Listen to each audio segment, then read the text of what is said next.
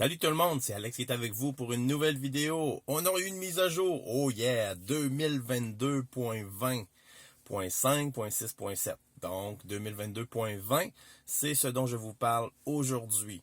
Alors bienvenue à cette vidéo à tout le monde en Europe, au Canada, où que vous soyez dans la francophonie, bienvenue. Alors on commence tout de suite avec les notes de mise à jour, donc ce que Tesla nous dit vraiment officiellement sur leur page notes de mise à jour. Alors, on voit la première amélioration à l'écran présentement, amélioration du système de ceinture de sécurité.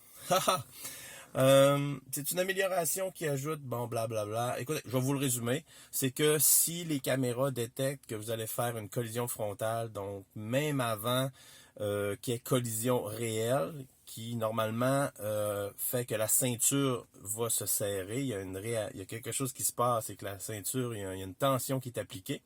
Eh bien là, les caméras, voyant qu'il y a un impact qui devrait se passer, pourraient prendre la décision déjà d'appliquer cette pression supplémentaire, cette retenue supplémentaire sur les ceintures de sécurité.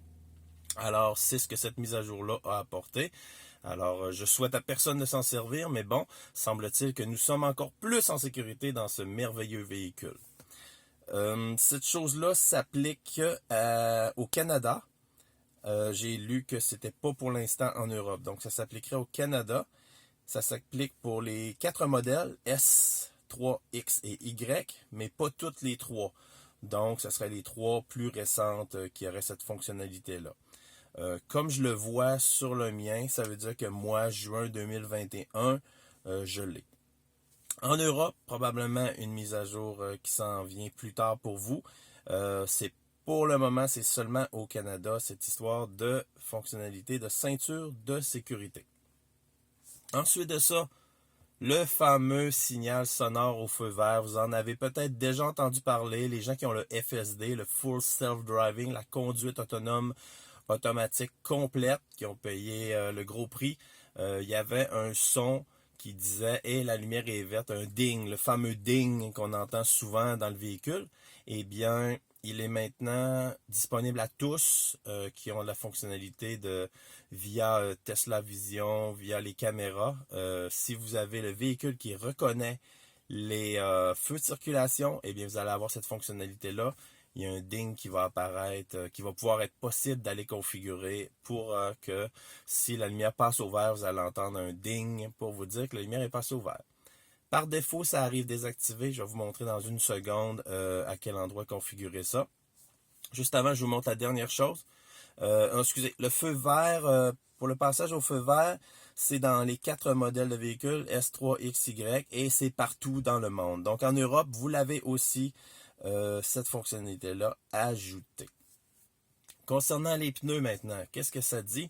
Eh bien, c'est que pour encore améliorer, une fois de plus, le calcul de l'autonomie restant sur le véhicule, donc ici on a 69, ben là c'est sûr que je ne suis pas dans un trajet présentement, mais je suis présentement hors trajet.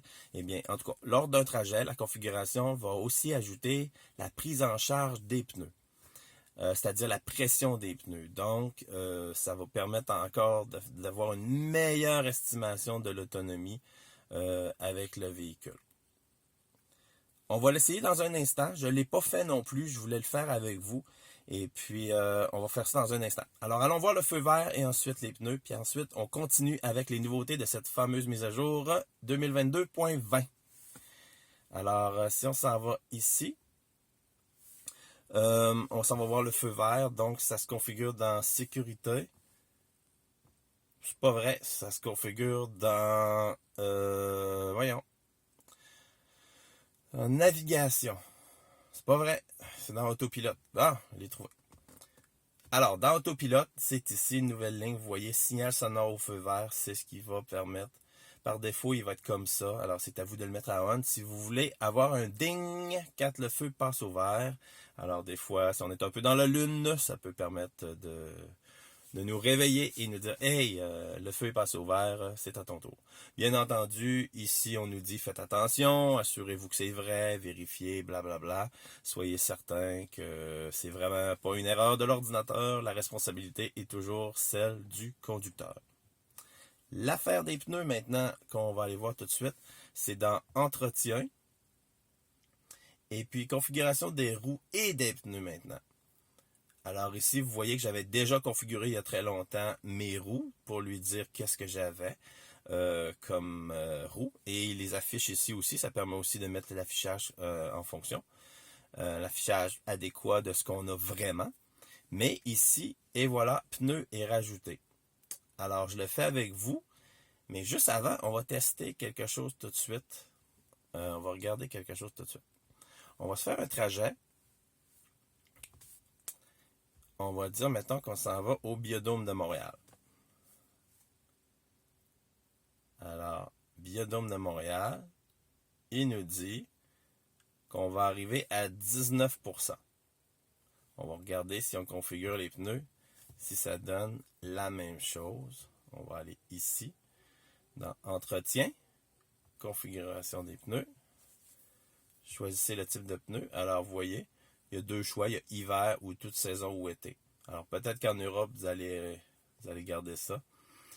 Toujours sur toute saison ou été. Peut-être que vous n'avez pas de pneus d'hiver. Peut-être que vous en avez, dépendamment des régions où vous vous trouvez.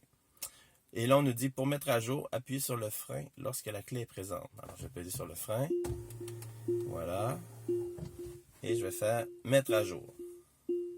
Qu'est-ce qu'on me dit? Effectuer cette configuration après chaque permutation de pneus, oui, bien sûr, ou un remplacement pour assurer une conduite optimale. Mise à jour, il y a moins de 500 km. Donc, on vient juste de le faire, donc c'est pour ça qu'il nous dit ça. Mise à jour terminée. Évitez les accélérations.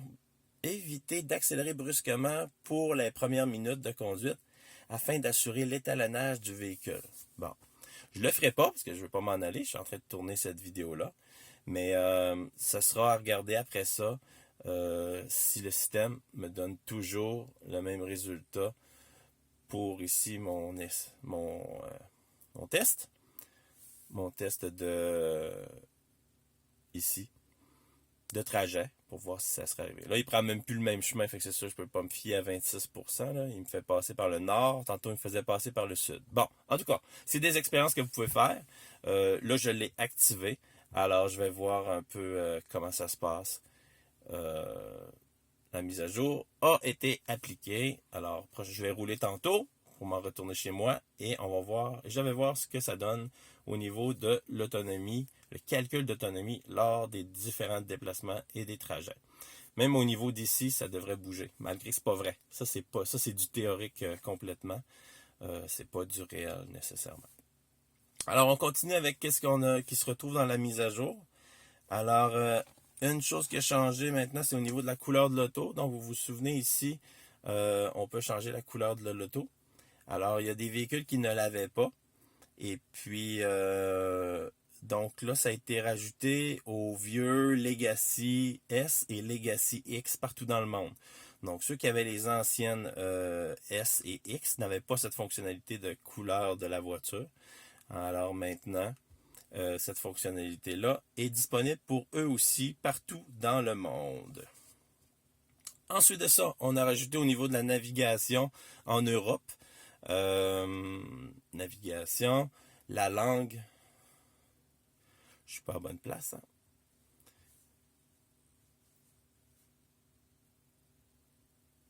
Affichage, langue de navigation. Alors ici, en Europe, on a rajouté pour les 4 modèles, tant la S, la X, la Y et la 3, l'affichage dans 2 langues supplémentaires. On l'a en turc et en polonais. Alors, si votre langue première est le turc et le polonais, si ça vous intéresse, vous pouvez changer ici langue de navigation. Moi, vous voyez seulement anglais, espagnol, français, Canada, parce que en Amérique, c'est ce qui est offert. Il y a une genre de... Ça va avec les cartes aussi un peu, là, tu sais, c'est dans ce sens-là. Ensuite de ça, qu'est-ce qu'il y a de nouveau? Au niveau de la caméra de cabine, alors ceux qui au-dessus du miroir sur le pare-brise ont la caméra intérieure. C'est au Canada seulement. Attendez. Pour le modèle Y au Canada, il manquait les alertes sonores avec l'autopilote pour la caméra de cabine. Alors maintenant, c'est rajouté. Et on a fait la même chose aussi pour les nouvelles S et les nouvelles X, mais au Canada toujours. Et il y a toujours ici dans le logiciel partage de données où les gens doivent répondre à ça. Alors maintenant, la question se donne ici. Voulez-vous qu'on collecte les données, etc. Alors, le modèle Y, la S et la X maintenant au Canada ont cette fonctionnalité-là. Ensuite de ça, en Europe, on a l'affichage de la limite de vitesse, ici, qui était, semble-t-il, pas activé partout. Alors maintenant, c'est fait. Donc, il y a toujours la limite de vitesse qui s'affiche, même lors d'un trajet. Quand la voiture est en deux lignes, là, qu'on est en train de rouler, elle va s'afficher bien au centre. Alors, c'est un peu peut-être une mise à jour cosmétique. Au niveau de la radio, toujours à l'extérieur du Canada, on a un nouveau truc pour ce qu'on appelle en anglais le streaming, là, ici.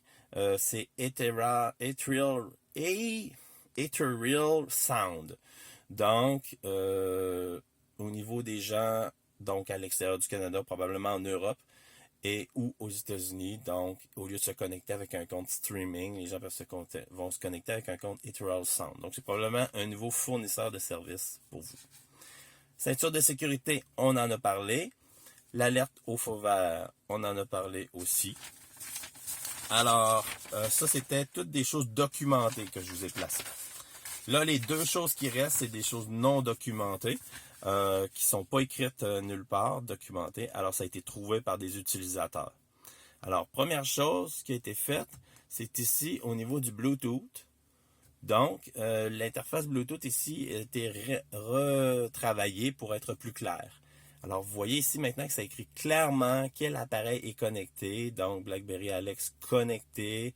On voit que c'est mon favori, l'appareil prioritaire, etc. Alors, c'est beaucoup plus précis que c'était. On voit bien aussi l'appareil ici. Avant, c'était moins clair que ça, semble-t-il. Personnellement, je n'avais jamais eu de problème, mais il semble que certaines personnes avaient peut-être de la difficulté à s'y retrouver. Maintenant, c'est plus clair. On sait qu'il y a le bon appareil qui est connecté, etc., etc. Donc, c'est clair. Enfin, dernière chose non documentée, pour le Bluetooth, ça touchait partout dans le monde et c'était pour les 4 modèles. Pour la dernière chose que je vais vous montrer qui a été changée non documentée, c'est au niveau de la navigation. Vous l'avez vu, entrevu tantôt un petit peu. Donc, si je me mets une navigation ici, alors, on voit ici que le pourcentage de batterie est de retour. Là, vous allez me dire, oui, il était déjà là quand on était comme ça, Alex. C'est vrai, il était déjà là, vous avez raison. Mais il fallait rouler ça au complet pour aller chercher le chiffre. Regardez le 65, là. Puis à chaque fois, il fallait refaire ça. Et dès qu'on se mettait en navigation comme ça, là, c'est-à-dire prêt à partir, on le voyait plus. C'était pas possible. Il fallait retourner ici pour le voir et puis après ça, se remettre comme ça une fois qu'on l'avait vu. Là, comme vous voyez, il reste toujours là. Donc, il me dit que je vais arriver à 65%. Il y avait ça avant sur la version 10. Ça avait été enlevé avec la version 11. Alors, un peu comme beaucoup d'autres fonctionnalités, on a fait la même chose, de ramener quelque chose que les utilisateurs aimaient, tout ça. Alors, on est en train de réhabiller la version 11 un peu pour lui redonner un peu tout ce qu'on aimait de la version 10 puis que malheureusement avait été enlevé. Alors, c'est ça que ça donne. Maintenant, on voit notre pourcentage à l'arrivée à destination en tout temps, peu importe la vue que vous êtes ici. C'est-tu pas formidable? Moi, j'apprécie beaucoup, puis ma copine aussi, elle trouvait ça très rochant d'être obligé d'aller travailler ça comme ça, faire « Ah, ok, c'est ça. » Puis on est en train de conduire, imaginez-vous, fait que c'est pas très, très... c'est un peu dangereux, là, fait que là, au moins, on l'a ici. On a pu se casser la tête. Alors ça, c'est disponible aussi partout dans le monde sur les 4 modèles de véhicules. Fait que c'est tout pour la mise à jour 2022.20. 0.5.6.7. Normalement, vous devriez être sur 0.7. Si vous avez reçu la 0.20, vous devriez être finalement sur la 0.7. Voilà, c'est Alex qui vous remercie d'avoir regardé et je vous dis à la prochaine pour une prochaine vidéo. Bye bye tout le monde!